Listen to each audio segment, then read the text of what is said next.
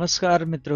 12 ज्योतिर्लिंगांपैकी 2 आणि मध्य प्रदेशात असलेल्या महाकाल आणि ओंकारेश्वर या 2 ज्योतिर्लिंगाचं दर्शन करायचा योग आला. हा तेव्हाचा व्हिडिओ आहे.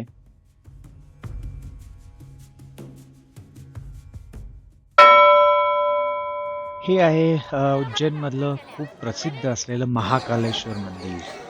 उज्जैनमध्ये पाय टाकताच एक वेगळीच शांतता जाणवते. इथली हवा, लोक आणि प्रत्येक रस्त्यावर जाणवणारी श्रद्धा मन आपोआप शांत करून टाकते.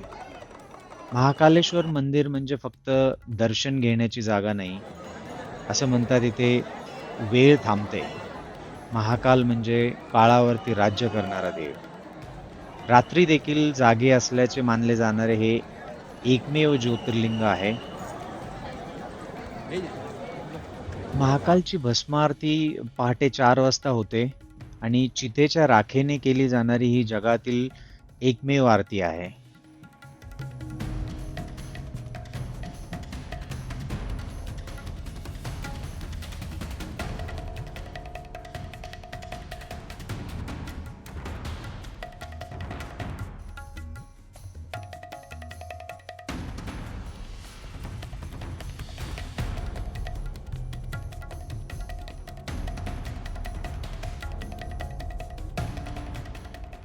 त्या काही सेकंदाच्या दर्शनात काहीतरी होतं जे शब्दात सांगता येत नाही, फक्त अनुभवता येतं. तुम्ही पण एकदा महाकालच्या दर्शनाचा प्लॅन नक्की करा.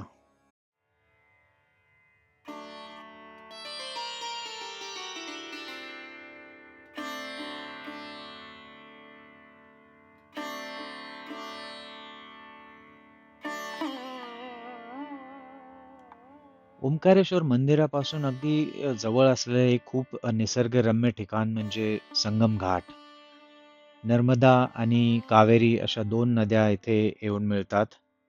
ही जागा सुंदर तर आहेच, पण खूप शांत देखील आहे. आयुष्यात एकदा तरी नक्की भेट द्यावी अशी ही जागा आहे.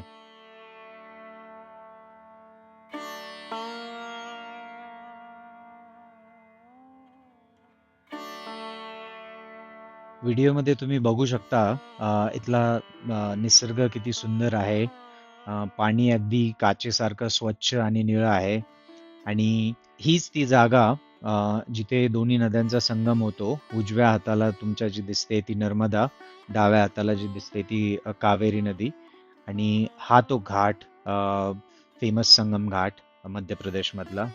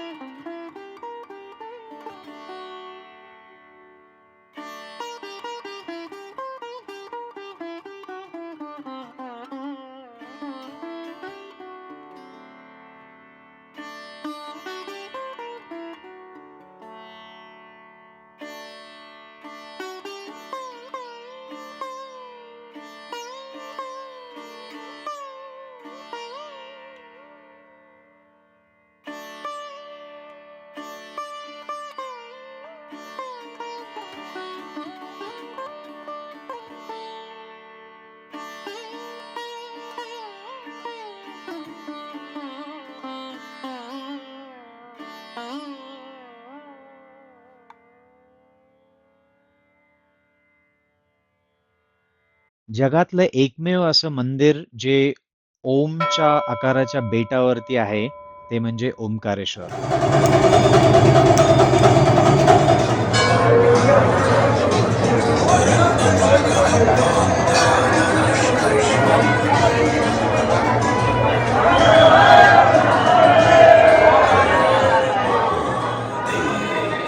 ही होती शयन आरती. जशी महाकालची भस्म आरती प्रसिद्ध आहे तशी इथली शयन आरती. ओंकारेश्वराचं सौंदर्य पहिल्याच नजरेत मन जिंकतं. नर्मदा नदी, डोंगर आणि त्या सगळ्यांच्या मधोमध उभे असलेलं हे मंदिर. इथे खरं तर एक नाही तर दोन मंदिरे आहेत. एक आहे ओंकारेश्वर, दुसरं आहे ममलेश्वर. ममलेश्वर हे नर्मदा नदीच्या दुसऱ्या काठावरती आहे. हे दोन्ही मिळून एक ज्योतिर्लिंग मानलं जातं आणि म्हणूनच दोन्ही मंदिरात जाऊन दर्शन घेणं महत्त्वपूर्ण आहे. महाकालवरून ओंकारेश्वरकडे जाताना मध्य प्रदेशमधलं एक मोठं शहर लागतं ते म्हणजे इंदोर.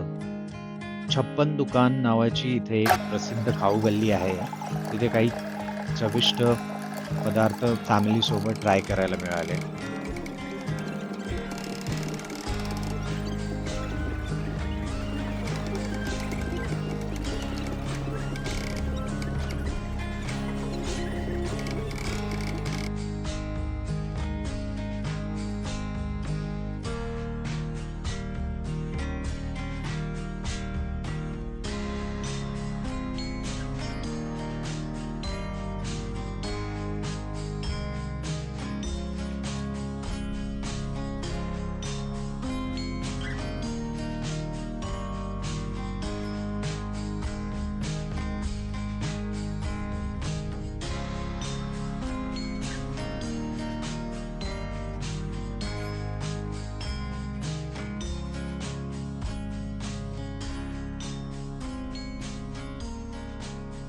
महाकाल आणि ओंकारेश्वर ही दोन्ही वेगळी ठिकाणं असली तरी अनुभव मात्र एकच देतात.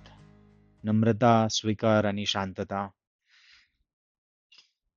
जर हा अनुभव तुमच्या मनाला थोडासाही स्पर्श करून गेला असेल, तर कमेंटमध्ये नक्की सांगा. ही आहे भटकंती आणि हा होता माझा प्रवास. पुन्हा भेटू नवीन ठिकाणी, नवीन अनुभवांसोबत.